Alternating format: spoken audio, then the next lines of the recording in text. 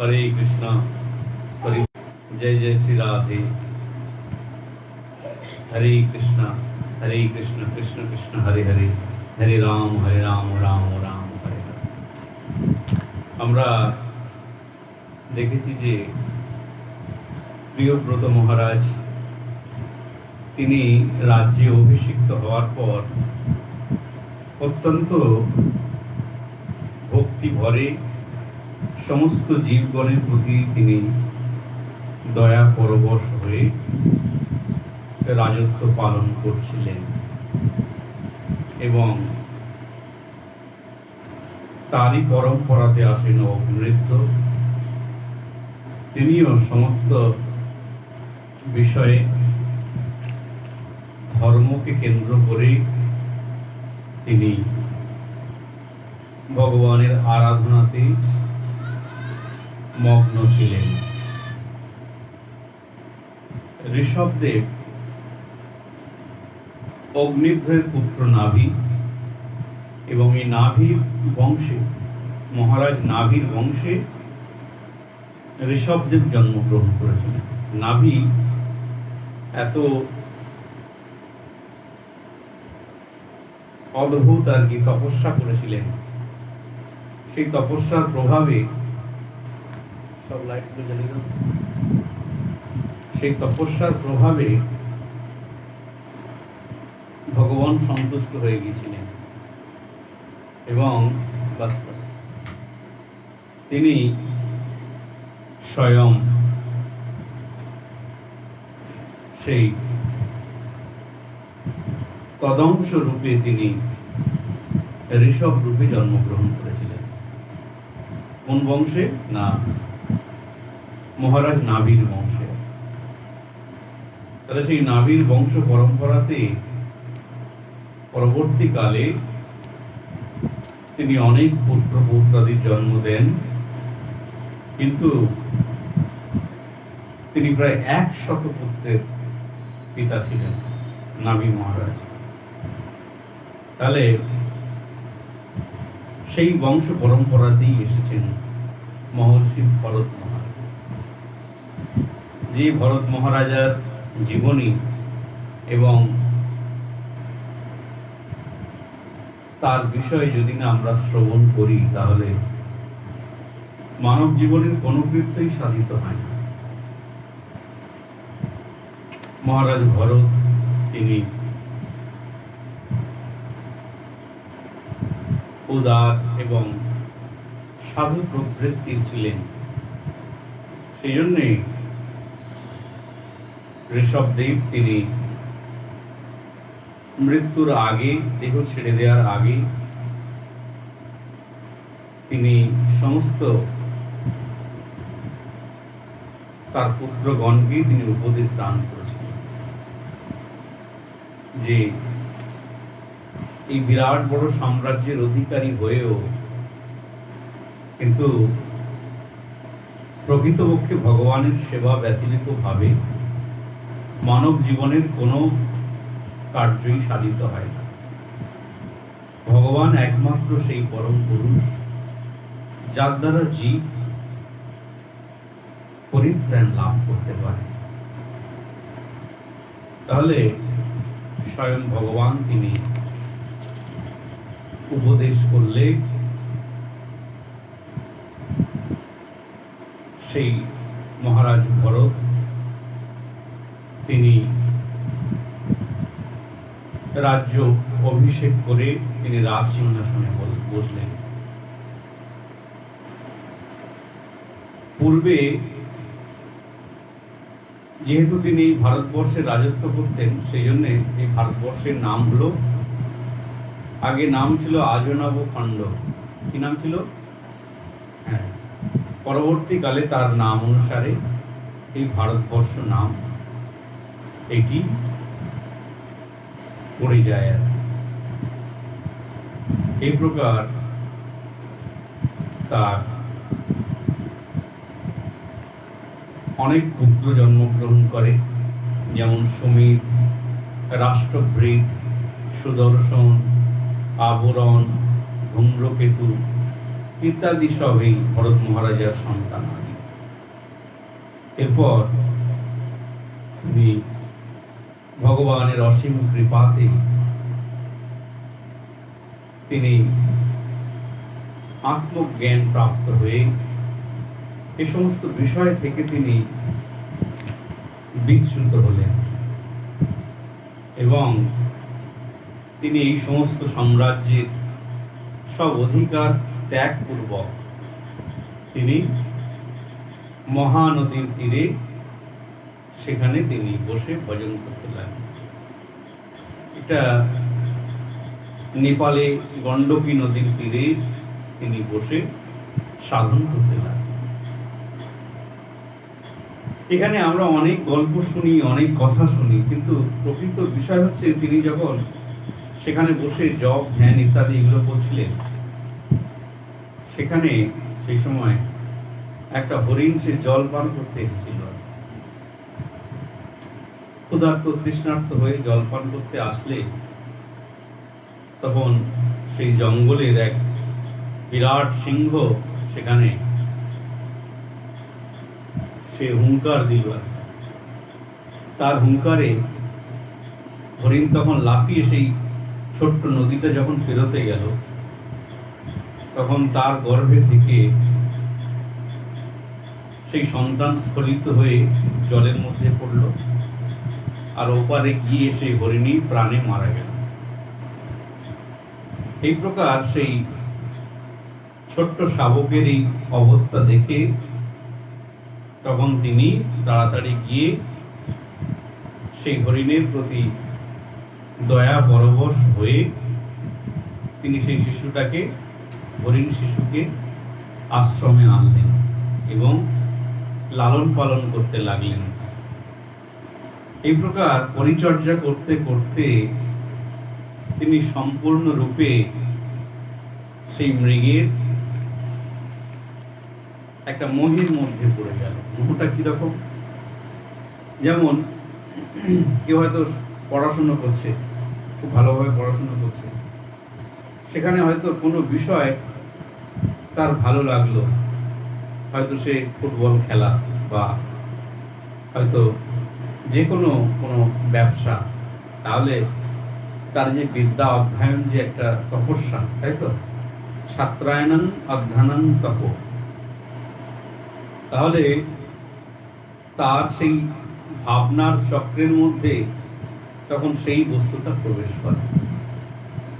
তাহলে ধীরে ধীরে তখন তার সাধনা সাধ্যায় ধীরে ধীরে কমতে থাকে।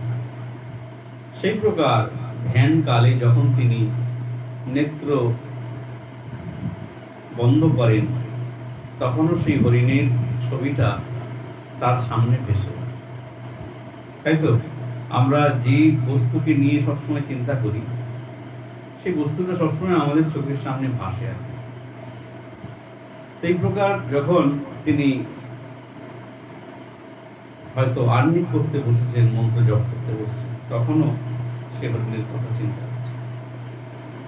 হঠাৎ চোখ খুলে দেখছে সে হরিণটা হয়তো কোথাও এদিক ওদিক ঘুরতে গিয়েছে, আর দেখতে না পেয়ে তখন হা মৃগ হা মৃগ হা মৃগ বলে কোথায় হরিণটা, এরকম বলে বলে সে চারিদিকে খুঁজতে লাগছে। তার কিছু পরে কালচক্র সবসময় পরিভ্রমণ করে, ঘুরতে থাকে, তখন সেই সময় তার দেহের বিনাশ ঘটে, সে মারা গেল।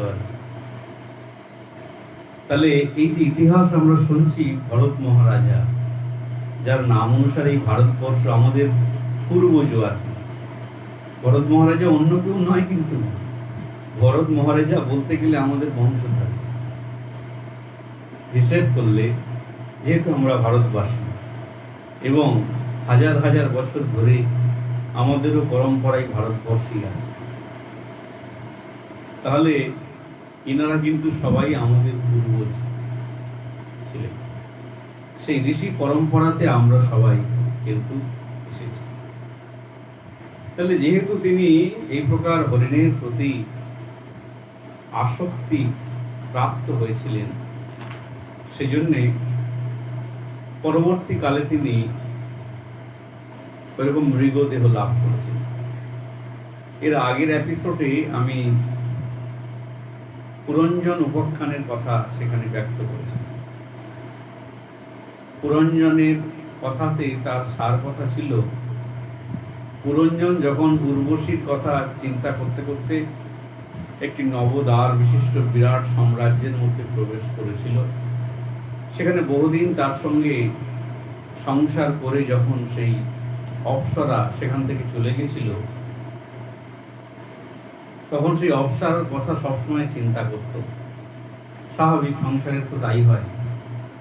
তাহলে পরবর্তীকালে সেই পুরঞ্জন আবার স্ত্রী রূপে জন্মগ্রহণ করেছিল, কিন্তু স্ত্রীর কথা চিন্তা করছে। তাহলে কিরকম সত্য দেখো, যেরকম জীব চিন্তা করে ঠিক সেই রকম দেহ লাভ করে। যেমন এক ধরনের পোকা আছে, এই জোনাকি পোকাকে ধরে নিয়ে এসে সে নিজের গৃহের মধ্যে রেখে দেয়, আর পরবর্তীকালে সেই পোকার কথা চিন্তা করতে করতে সেও জোনাকির মতো দেহ লাভ করে।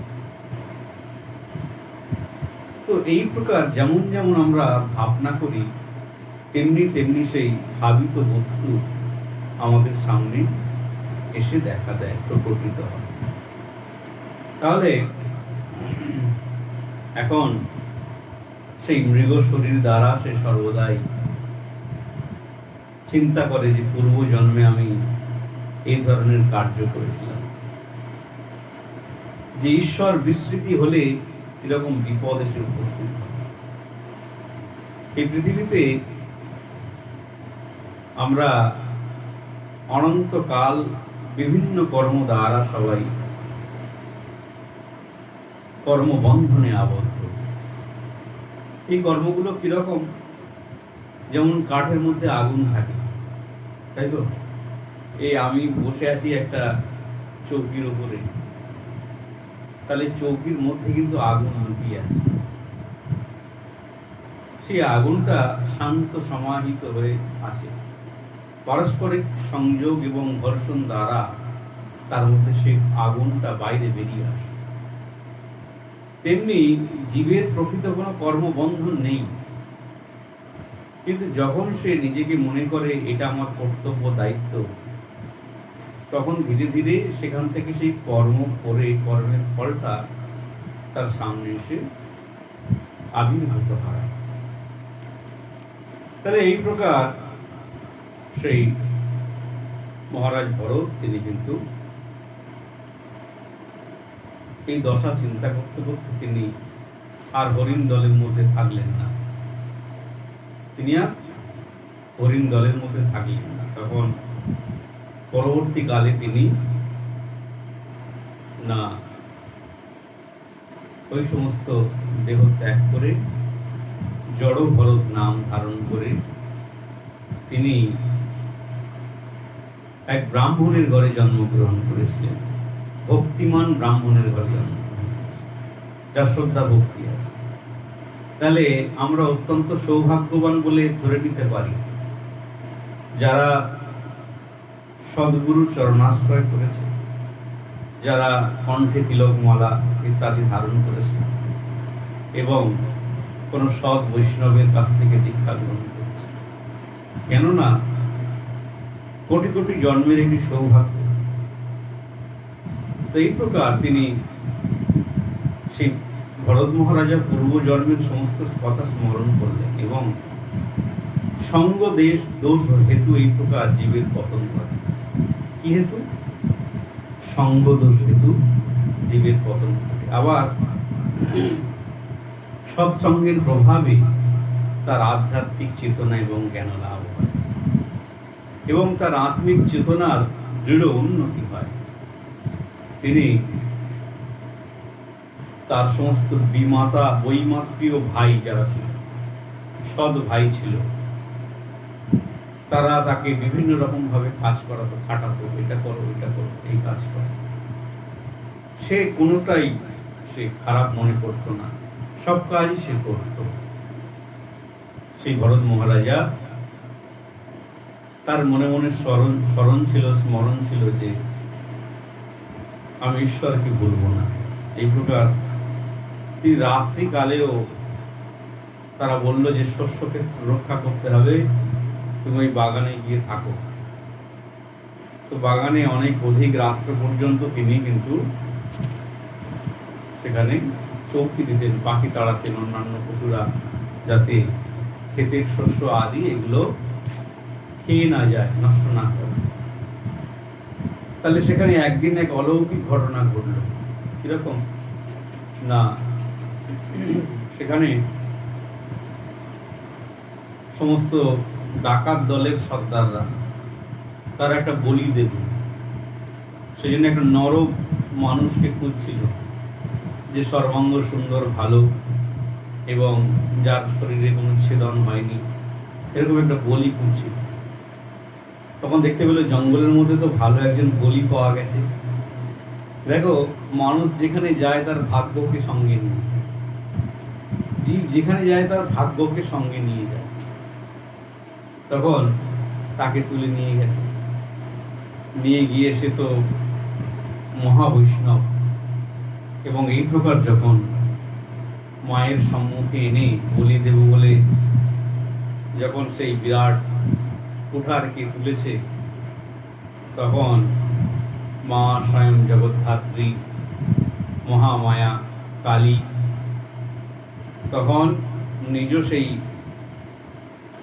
বিগ্রহ থেকে প্রকাশিত হয়ে তাকে রক্ষা করলেন এবং ডাকাত দলকে তিরোহিত করলেন। এই প্রকার ভগবত ভক্তের মহিমা সেখানে আর একবার প্রকাশিত হল যে ভগবানের ভক্তগণ কি প্রকারে অন্যান্য সমস্ত দেব দেবী তথা ব্রহ্মা পর্যন্ত, শিব পর্যন্ত সবাই ভগবানের ভক্তকে শ্রদ্ধা করে, ভক্তি করে। তাহলে এহেন মনুষ্য জন্ম লাভ করে আমরা যদি না এই প্রকার সেই সব ধর্মকে আমরা পালন না করি, শ্রদ্ধায় না আচরণ করি, তাহলে আমাদের জীবন বৃথা। ওই জন্যে একদিন তিনি যখন সেখান থেকে ফিরে গভীর জঙ্গলের মধ্যে তিনি যখন বাস করছেন, সে সময় সিন্ধু সৌভরী দেশের রাজা রহুগণ, আর কি তার নাম, তিনি এই প্রকার পালকিতে করে যাচ্ছিলেন। সেই তৎকালীন সময়ে ভালো রাস্তাঘাট ছিল না, জঙ্গলের পথ এবং চারিদিকে গাছ গাছালি ভর্তি। কয়েকজন বেয়ারা নিয়ে যখন তিনি চলছিলেন, আর সেই সময় তার মধ্যে একজন বেহারা, সে তার শরীর খারাপ হয়ে পড়েছিল। তো তখন একটা পালকিকে বহন করতে গেলে মিনিমাম 4 জন লাগে। তো একজন যদি অসুস্থ হয়ে পড়ে, একজন আর কাঁধে খুব ভারী পড়বে। তখন এদিক ওদিক তাকিয়ে তারা দেখছে যে কাউকে যদি পেয়ে যায় তো খুব ভালো আর কি। আর যেহেতু তারা মানে রাজার লোক, তখন ওই ভরত মহারাজ কি দেখতে, ওই জন্য শুরুতেই বলেছি যে জীব যেখানেই যান না কেন তার ভাগ্যকে সে সঙ্গে নিয়ে যায়। পূর্ব জন্মের যা কিছু তার কপালে আছে সেটাকে নষ্ট করতে পারবে না, সেটা ঘটবেই ঘটবে। এই প্রকার ভরত মহারাজা তো সে নির্দোষ, এবং অন্যান্য ছোট ছোট যে প্রাণীগুলো আছে তিনি স্বীকার করলেন, কিছু বললেন না, বেশি চিৎকার চেঁচামেচিও হলো না। তখন তাদের উদ্যোগে শিবিকা বহন করে চলতো, মানে সেই পালকিকে বহন করে চলছে। তাহলে সেই মতো অবস্থায় বিভিন্ন যখন প্রাণীগুলো তার পায়ের নিচে আসছে, তখন তিনি তাদেরকে বাঁচিয়ে পা ফেলছে, তাতে পালকিটা নড়ছে, খেলছে, দুলছে। আর তখন সে রাজা রঘুগণ অত্যন্ত তার ক্রোধ জন্মালো। তখন বলছে, এদেরকে শুরুতেই যদি না আমি শাসন করি তাহলে পরবর্তীকালে আরো বিগড়ে যাবে। ওই জন্যে সেখানে একটি উদাহরণ দিচ্ছেন যে কোনো রোগ সেটা শুরুতেই যদি না আমরা চিকিৎসা করি তাহলে পরবর্তীকালে সেই রোগ এত বেড়ে যায়, তখন আর নিয়ন্ত্রণে আসে না। এই কথাটা চিন্তা করলেন। তখন তিনি অভিমান রূঢ় হয়ে সেই মহামতি তিনি বিভিন্ন ভাবে ভৎসন করতে লাগলেন, মানে বিপরীত ভাবে নানান কথা তিনি বলতে লাগলেন। বিপরীত ভাবে কি কি না, তিনি বলছেন যে তোমার শরীরে তো জোর নেই, তুমি তো একবারে রোগা কাটি, তুমি তো বেশি খেতে পারো না, সেই জন্য তুমি এই শিবিকা এই পালকি বহন করতে পারছো না। এই প্রকার নানান শব্দে তাকে অত্যন্ত ব্যঙ্গ বিদ্রুপ করতে লাগলেন।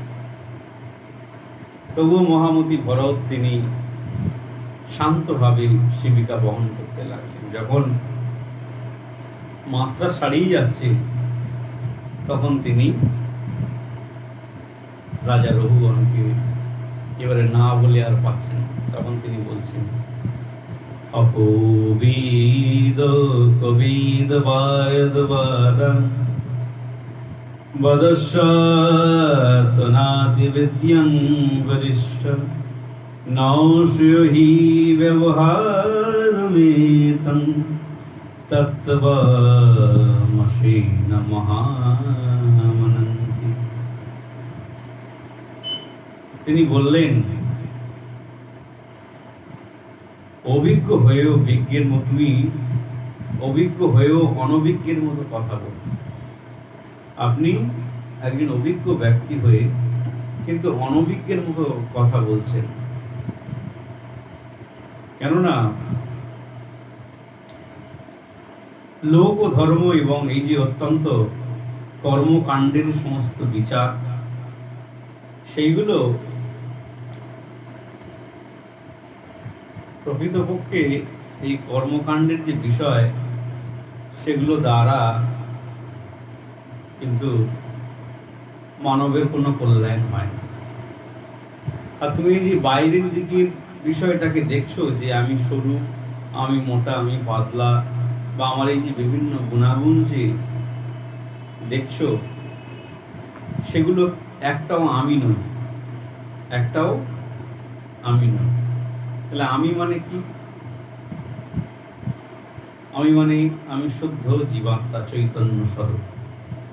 আমি মানে আমি শুদ্ধ জীবাত্মা, যা ঈশ্বর থেকে আগত এবং চৈতন্য স্বরূপ, ভগবানের ভক্ত। তাহলে এই বাহ্যিক যে আমি মোটা, আমি সরু, হ্যাঁ,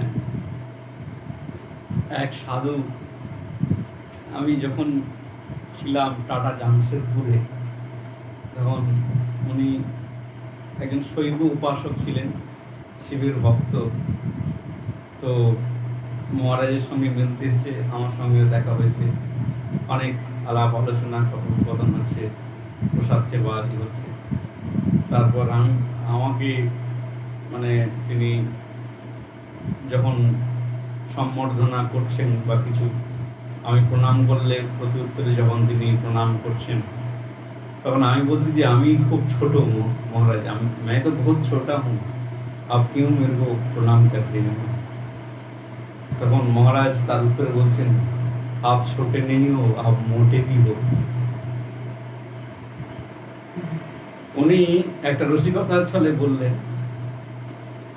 তেমনি একই রকম ভাবে সেখানে কিন্তু জীবাত্মার বিষয়ে কথা যখন হয়, জীবাত্মা যা সহজে কাটা যায় না এবং অকাট্য, অদ্রব্য, জলে গলেও না, আগুনে পড়েও না, কোনোভাবেই তা নষ্ট হয় না। ওই জন্যে জীবের এই যে সংস্কার, সেটা তার মধ্যে থেকে এই হরিকথা শ্রবণ, অনেক কষ্ট করা, সত্যের জন্য যে প্রচেষ্টা, সেগুলো চিরদিন থেকে যায়। পরবর্তীকালে যদি সে সাধনভ্রষ্ট হয়ে যায়, তবুও কিন্তু তার অনেক উন্নত কুলে জন্মগ্রহণ হয়, যেমন ব্রাহ্মণ কুলে জন্মগ্রহণ হয়। তাহলে আগে তিনি ভরত ছিলেন, পরবর্তীকালে উচ্চ ব্রাহ্মণ কুলে তিনি কিন্তু ঋষভদেবের তিনি পুত্র হিসেবে জন্মগ্রহণ করেছিলেন। তাহলে শুদ্ধ জীবাত্মার কিন্তু কোনো শিকার। শুদ্ধ জীবাত্মা সর্বদাই তার নিত্য কর্তব্য হল ভগবানের ভক্তি করা এবং ঈশ্বরের সঙ্গে তার নিত্য সম্পর্ক। রাজা রঘুগণ তিনি নানান প্রশ্ন করলেন। যখন দেখলেন তখন পালকি থেকে তাড়াতাড়ি নেমে আসলেন। রাজাদেরও তো কিছু বুদ্ধি আছে, এমনি তো রাজা হয় না। তখন তিনি অপরাধ স্বীকার করলেন, বললেন, হে ভগবান, হে মহারাজ, আপনি নিজের আত্মপরিচয়কে গোপন করে এই প্রকার গভীর জঙ্গলের মধ্যে আপনি যে আত্মনিয়োগ করে রয়েছেন, কি আপনি মহাত্মা, লোমস ঋষি না কোনো মহর্ষি? আপনি নিজের পরিচয় দিন। তখন তিনি সেইটি বললেন যে প্রকৃতপক্ষে আমিও পূর্বে রাজা ছিলাম। তুমি যেমন একটি ছোট্ট সাম্রাজ্যের রাজা, তেমনি এই গোটা ভারতবর্ষের রাজা, আজনব খণ্ডের রাজা। কিন্তু পরবর্তীকালে বিধাতার দারুণ রোষে আমি ত্যাগ এবং বৈরাগ্য বশে ওই সব কিছুকে ছেড়ে দিয়েছি, এবং তার ফলে কিন্তু একদিন সামান্য হরিণের মোহে আজ সঙ্গ ছাড়া হয়ে সাধন ভ্রষ্ট হয়ে আমি এরকম দশায় এসে উপনীত হয়েছি। ওই জন্যে এর জন্য দায়ী হলো আমার কালচক্র। কালচক্র কি জানো? আচ্ছা, অণু কি জানো? তো অণু পরমাণু তো জানো, তাই তো? তাহলে অণু কি না? পদার্থের ক্ষুদ্রতম অংশ হলো অণু, তাই তো? সেই অণুকে আরো ভাঙা হয়েছে পরবর্তীকালে। তাহলে ইলেকট্রন, প্রোটন আর নিউট্রন বিজ্ঞানের ভাষায়। তাহলে নিউটনকেও ভাঙা হয়েছে। তার নাম বলতে পারবে? সেখানে যখন অন্য কোনো নাম এবং তার কার্য কোনো কিছু নির্ণয় করতে পারছে না, অথচ দেখা যাচ্ছে, তখন তার নাম দেন বিজ্ঞানীরা ঈশ্বর কণ। কি নাম? ঈশ্বর কণ।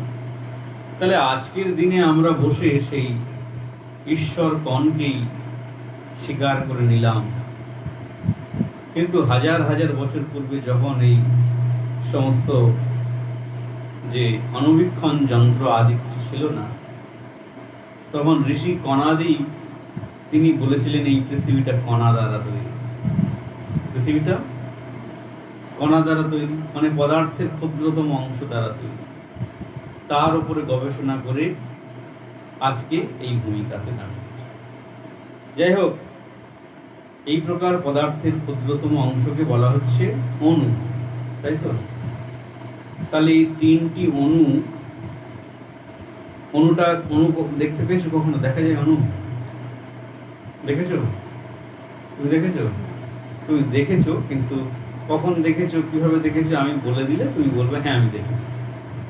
আচ্ছা দেখো, শীতকালে যখন কোনো ঘরের মধ্যে বসে আছো আর ঘরের ফাঁক দিয়ে এক ঝলক আলো এসে পড়েছে রোদ্দুর, আর অন্ধকার ঘরের মধ্যে যখন একটা ছোট্ট ছিদ্রপথ দিয়ে আলো আসে, তখন দেখবি অনন্ত কণা সেখানে উঠছে। এইটাকে বলা হয় অণু। এটাকে বলা হয়, সেটা তিনটি অংশে মিলে থাকে বলে তাকে বলা হয় ত্রস অণু। কি বলে? ত্রস অণু, তিনটি অণুর সংমিশ্রণ। এই প্রকার সেই অণু ধীরে ধীরে ধীরে ধীরে কাষ্টা ইত্যাদি, কাষ্টা এরকম একটা গরুর পায়ের যে খোঁজ, সেইটা একটা আলোক রশ্মি পেরোতে যতটা সময় লাগে, বুঝতে পারছো? একটা আলোক রশ্মি পেরোতে যতটা সময় লাগে, এই প্রকার ধীরে ধীরে সেই সময় কাল বাড়তে বাড়তে কি হয়, শেষ পর্যন্ত মিনিট এসে উপস্থিত হয়। কিসে হয়? মিনিট। তার আগে অনেক কিছু আছে, নিমিষ আছে, মুহূর্ত আছে। এরকম ধীরে ধীরে ধীরে ধীরে পরস্পর এসে তৈরি হয় কি না মিনিটের পরে ঘন্টা, ঘন্টার পর ধীরে ধীরে কি হয় না 4 ঘন্টায় 1 প্রহর। এইভাবে যখন একটা রাত্রিকাল হয় তাহলে 24 ঘন্টা দিন 24 ঘন্টা রাত হচ্ছে। তারপরে সেই দিন 7 দিনে 1 সপ্তাহ, 15 দিনে 1 পক্ষ, কৃষ্ণপক্ষ শুক্লপক্ষ। তারপরে 15 দিন 15 দিন 1 মাস। তাহলে 2 মাস মিলে কি হয় একটা ঋতু তৈরি হয়, তাই তো? গ্রীষ্ম বর্ষা শরৎ হেমন্ত শীত বসন্ত। তাহলে এই প্রকার 6টা ঋতু হচ্ছে কি এক আয়ন কাল। এক ঠিক বলছি তো? উত্তরায়ণ এবং দক্ষিণায়ন, তাই তো? তাহলে 6 মাস থাকে উত্তরায়ণ, 6 মাস দক্ষিণায়ন। এই প্রকার 2টি আয়ন মিলে হয় 1 বৎসর, তাই তো? তাহলে 1 বৎসর আবার অনেক প্রকার হয়, 5 প্রকারের হয়, সংবৎসর, ইড়া বৎসর আদি ইত্যাদি। হ্যাঁ, তাহলে এই প্রকার চক্রাকারে যে আবর্তন করছে, সেখানে কখনো ঝড় হচ্ছে, কখনো বৃষ্টি হচ্ছে, কখনো বজ্রপাত হচ্ছে, কখনো বা শুষ্ক আবহাওয়া, কখনো শীতলতা, এই সমস্ত কিছু এনে দিচ্ছে কে না কাল। কে এনে দিচ্ছে? কাল। তেমনি এই যে চক্রের মধ্যে আবর্তিত হয়ে তোমরা আজকে আশ্রমে এসেছো, এইটি ভগবানের অসীম কৃপা আসক্তি। যখন জীবের মধ্যে এরকম সত্য শক্তি জাগরিত হয়, তখন সাধুগুরু বৈষ্ণবের সান্নিধ্যে আসবার জন্য জীবের একটা প্রচেষ্টা জন্মায়। বাদ বাকি সময় সে থাকে, কিন্তু হয় রজ না হলে তমগুণের দ্বারা আকৃষ্ট হয়ে হয় সে সংসারের মধ্যে কোনো কার্য করে, নাহলে হয় স্থূল রূপে, নাহলে সূক্ষ্ম রূপে। সূক্ষ্ম রূপে মনে মনে চিন্তন হয়, আর স্থূল রূপে বাইরে কার্য করে। এই প্রকারে অনন্ত জীব এরকম পরিভ্রমণ করতে থাকে। তাহলে এই যে রাজা রঘুগণকে তিনি শিক্ষা দিচ্ছেন, জীব বিভিন্ন কর্মের বশবর্তী হয়ে তারা এই চক্রের মধ্যে সর্বদাই পরিভ্রমণ করে। তাহলে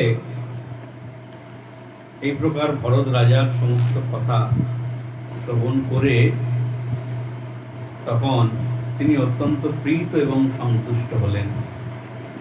আর তখন তার মনের মধ্যে একটা বৈরাগ্যের ভাব এসে উদিত হল। তখন তিনি বললেন যে আমরা তো আমাদের বয়স আর কতটুকু, আমাদের পিতামাতার বয়স আর কতটুকু, আচ্ছা চন্দ্র সূর্যের বয়স কতটুকু? তাহলে সূর্যদেব তো অনাদির আদি, সূর্য নারায়ণ বলা হয় তাকে। সেই সূর্য নারায়ণ তার রথ নিয়ে এরকম চলতে থাকে। হ্যাঁ, 6 মাসে তার একটা আয়ন হয়। তাহলে সেই 6 মাসে সেই সময় কি হয়? উত্তরায়ণ কালে কি হয়? উত্তরায়ণ কালে দিনের পরিমাণ ছোট হয়ে যায়, রাত্রির পরিমাণ বড় হয়ে যায়। সেই সময় সূর্য খুব দ্রুত বেগে চলতে থাকে। এরকম রাত্রিকালে জীবের নিদ্রা দ্বারা তার সময়কে হরণ করে নেয় কর্ময়, আর দিনের বেলায় এরকম নানান মিশ্র কর্মের দ্বারা জীব প্রবৃত্ত হয়ে ঈশ্বরকে ভুলে যায়। তো সেই জন্যে এই প্রকার সূর্যদেব জীবের পরমায়ুকে হরণ করে। আরেকটি বিষয় বললেন কি না, ভগবানের মায়াতে জীব মোহিত হয়ে এই সমস্ত কার্য করে থাকে। তাহলে ভগবানই সৃষ্টি করেছেন কি এই 14 ভুবন, তাই তো? এখানে তল, অতল, বিতল, সুতল, তলাতল, রসাতল, তারপর পাতাল তল, শেষ। তাহলে এরকম সুতল লোকে কি আছেন না মহারাজ বলি। এই প্রকার ওপরে ভূ ভুব স জন তপমহ এরকম করে 70 লোক, ওপরে 70 লোক, নিচে 70 লোক।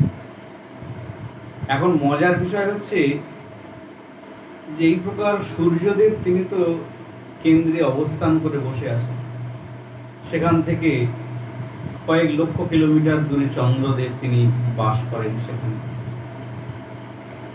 তাহলে তাদের আগ পর্যন্ত না কি আছে, না ধ্রুবলোক আছে। সেই ধ্রুবলোককে পরিক্রমণ করে কারা, না এই জ্যোতির্মণ্ডল। তাহলে স্বয়ং ধ্রুবলোক, যে ধ্রুব তপস্যার প্রভাবে সেই ধ্রুবলোকে অবস্থান করছে, এই আমাদের নবগ্রহ আদি এবং সপ্তর্ষি মণ্ডল সবাই ধ্রুবলোককে পরিক্রমা করছে। এই জায়গাটায় একটু ধ্যান দিতে হবে। তাহলে যেহেতু সে ভগবানের ভক্ত, যেহেতু ধ্রুব ভগবানের ভক্ত, ওই ধ্রুব তারারূপে তিনি সেখানে অবস্থান করছেন। আর এই সপ্তর্ষি মণ্ডল জ্যোতির্ময় স্বরূপ তারা কিন্তু ওই ধ্রুবলোককে কেন্দ্র করে পরিক্রমা করছে। আর সেখান থেকে ভগবানের রাজ্য কয়েক যোজন দূরে, কয়েক শত যোজন দূরে। তাহলে এই প্রকার এই পৃথিবী মণ্ডলেও ভগবান রাজত্ব করছেন, জীবের হৃদয়ের মধ্যেও তিনি নিবাস করছেন, এবং ইন্দ্রিয় গণ রূপে তিনি নিবাস করছেন, কাল রূপে তিনি পরমায়ুকে হরণ করছে, জীবের চিত্ত বিক্ষিপ্ত করে তিনি মায়া শক্তির দ্বারা জীবকে এই প্রকার মোহের মধ্যে রেখেছেন, এবং অন্যান্য দিকে গ্রহ নক্ষত্র তথা এই বিশ্বকে তিনি পরিচালনা করছেন।